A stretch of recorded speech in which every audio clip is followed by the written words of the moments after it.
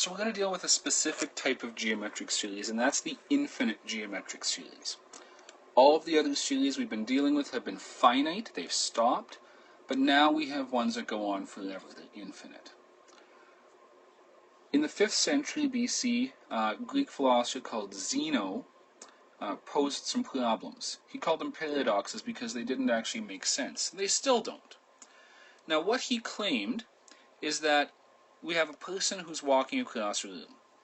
And what he said is that you can never walk from wall to wall. Common sense would say that you can, but if we understand it this way, you'd see why he would possibly claim that you couldn't. So to walk across the room, first you have to go across half the room. Then you have to go half the remaining distance, and half the remaining distance, and half the remaining distance again and again and again. Well, the problem is, if you only go half the remaining distance, there is still some distance, no matter how small, between you and the opposite wall.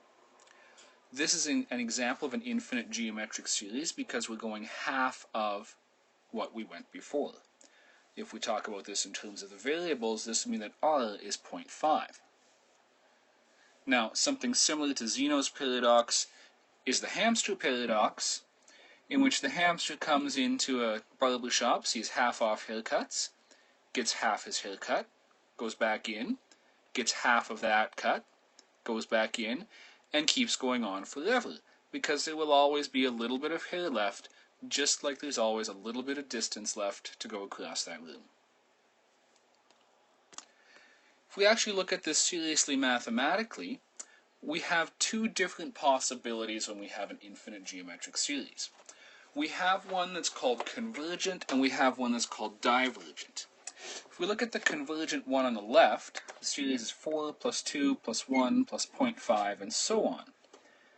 If we take a look at the actual sums, if we pick sum of 5, sum of 7, and so on all the way up to 17 terms, we can see that those sums are closing in on 8, and we're adding smaller and smaller amounts each time. So eventually, as we get more and more sums, we'll eventually get closer and closer to 8. The divergent series, however, doesn't close in on a single number. The divergent series, since we're adding bigger numbers each time, 4 plus 8 plus 16 plus 32, we will never actually close in on what's called a limit. We will never limit to a specific number.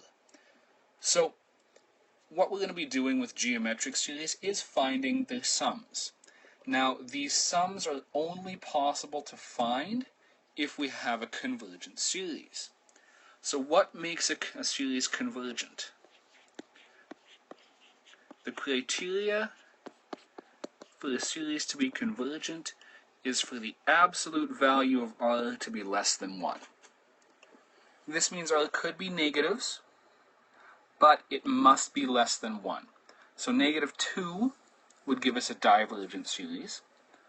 Positive 0.9 would give us a convergent series. Negative 0.5 would give us a convergent series. We can only find the sum of an infinite geometric series if it's convergent. Now that's not to say the math won't work. We can plug the values into the formula and we can get a number, but it's not a valid number if the series is divergent. So the formula that we have here, S infinity equals T1 over 1 minus R, simple formula, that's what we'll be using to find the sum of an infinite geometric series.